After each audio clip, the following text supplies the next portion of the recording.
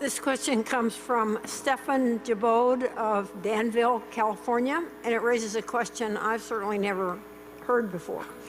Mr. Buffett, in the past you have recommended low-cost S&P and again today, S&P 500 index funds as reliable long-term investment vehicles. These funds have certain inherent structural advantages, such as low costs and automatic reshuffling of their holding. But Berkshire also has certain structural advantages, such as financial leverage from the float and diverse capital allocation opportunities. I think of Berkshire as being ahead in this game. For example, it seems to me that if Berkshire's overall operating business and investment performance were to exactly match the total return of the S&P index over a 10-year period, Berkshire's growth in intrinsic value would outperform the S&P 500. If you agree, could you estimate by how many percentage points? Well, the answer is I won't estimate anything, but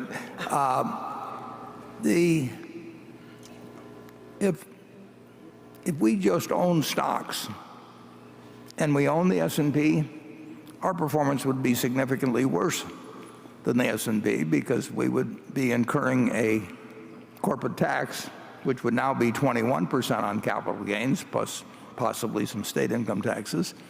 And effectively, our tax rate on dividends depends where they're held, but somewhere between 10.5% or 11 and 13%. So Berkshire is a mistake, or it's at a corporate disadvantage simply by the way the tax law runs compared to owning an index fund, which has no tax at the corporate level, but just passes through to shareholders. So I don't know whether we'll outperform the S&P 500 or not. I know that we'll behave with our shareholders' money exactly as we would behave with our own money, and we'll basically tie our fortunes in life to this business, and we will be very cognizant of doing anything that can destroy value in any significant way. But we will probably, if there were to be a very strong bull market from this point forward, we would probably underperform during that period. If the market 5 years from now or 10 years from now is at this level or below, we will probably overperform. But I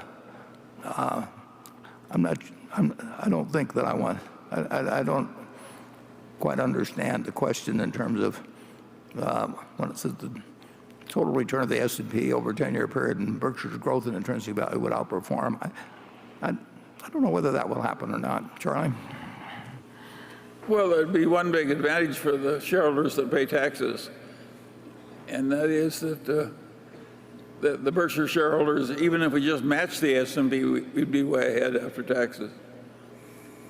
We all have a pretty decent role in life and a pretty good position. We shouldn't be too disappointed. No. If we could have structured, going back to partnership days, we could have structured things so that actually over a period of time doing the same things we did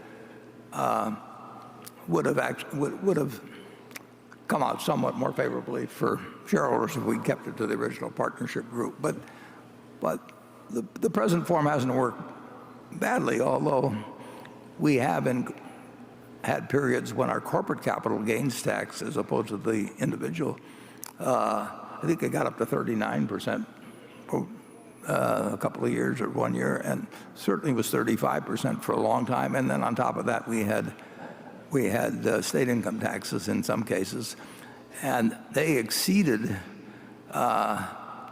Well, I mean, if you owned a pass-through fund, you did not have that level of possible double taxation.